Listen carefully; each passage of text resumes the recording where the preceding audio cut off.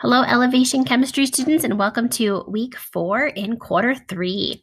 This week, we're going to be focusing on balancing reactions. So, we're building from being able to write those chemical ionic formulas and being able to see when they're in a reaction, how do we balance that so the number of atoms are the same on both sides. If we go ahead and take a look at our pacing guide for week 4, you'll notice that this week is leading us ultimately up to a unit test on Monday, February 1st. So I'm going to go ahead and walk you through that. I look forward to seeing you in virtual class at 11 a.m. on Tuesday. After that, I'd like for you to go ahead and to complete some notes on the law of conservation of mass. And when you click on this link, a little slow there, it will take you to this page. So this is going to be the same lesson that you had started last week, but this time you're going to be finishing pages 5 through 7. It's really 5 and 6, and then 7 is kind of an overview. So you'll click on the notes, it will generate a copy for you. Please keep in mind that this does not count towards points for this week, but it's really good to walk you through that essential information for applying the law of conservation of mass to balancing equations.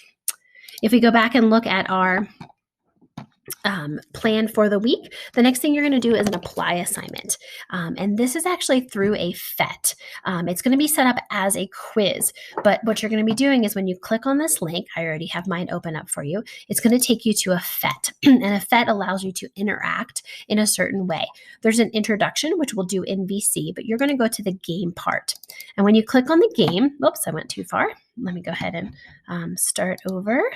You're going to pick different levels. So we're not going to do level 3. We're just going to focus on levels 1 and 2. So you're going to pick on level 1. And then what you're going to notice is that all of these are zeros.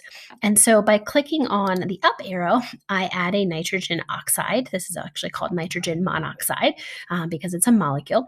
And then I can add a nitrogen gas and an oxygen gas. I'm going to take a look at these and see if they're all balanced. As I walk through this, I realize, well, there's 2 on this side that are blue, my 2 nitrogens, but there's only 1 on this side. So I'm going to balance this out, and I'm going to put 2 blue on this side, 2 blue on this side, 2 orange, and 2 orange. To see if I'm correct, I'm going to go ahead and check it. And ding, that is correct. I am accurate. I'm going to take a screenshot of my answer. I'm going to post that into the quiz.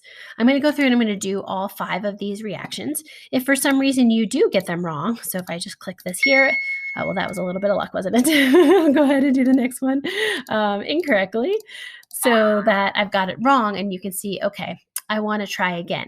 But it can also show me why, and I'll say, oh goodness, look, my carbons have 1 and 2. That's not right.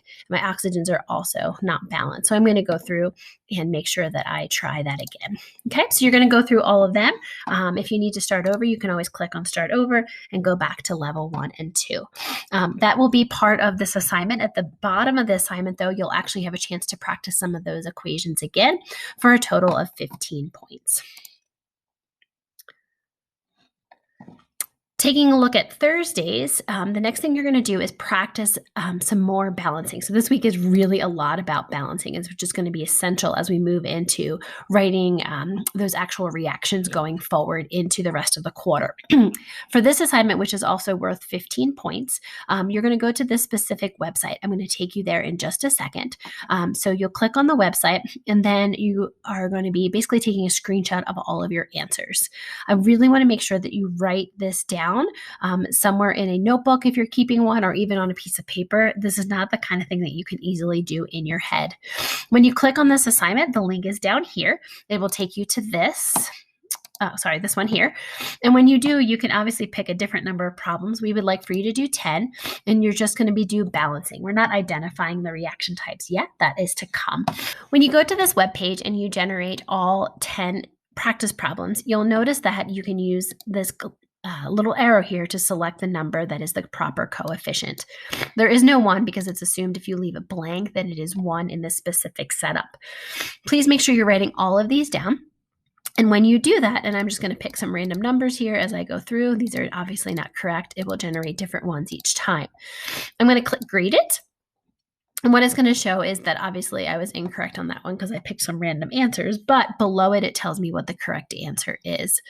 Hopefully you'll have a lot of these that are accurate. The red is wrong, the green is right.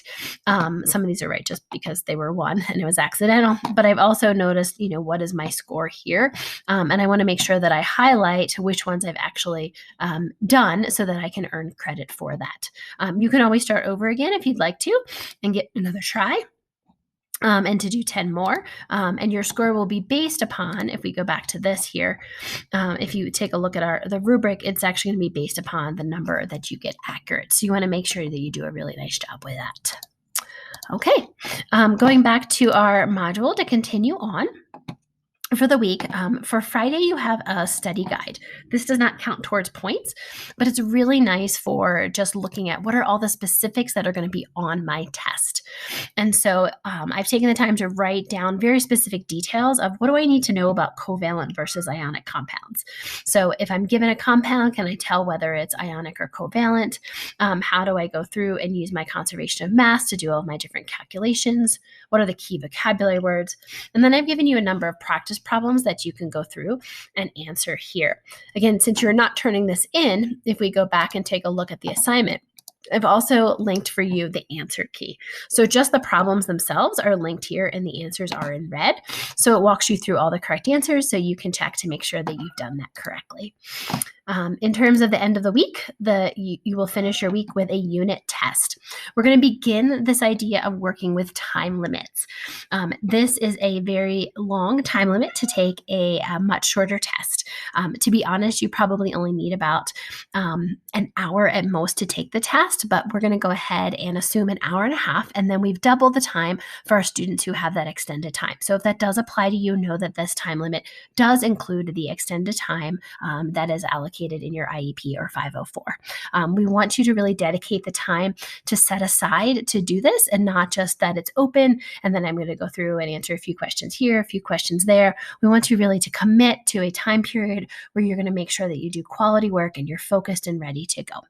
So for the week, guys, you've got 15 points for Wednesday and Thursday, those two balancing practices, and then your test coming up on Monday. I look forward to seeing you in VC on Tuesday, and please come into instructional support on Tuesday or Thursday afternoon, or send me an email if there's a way that I can help you with something simple. Have a great week.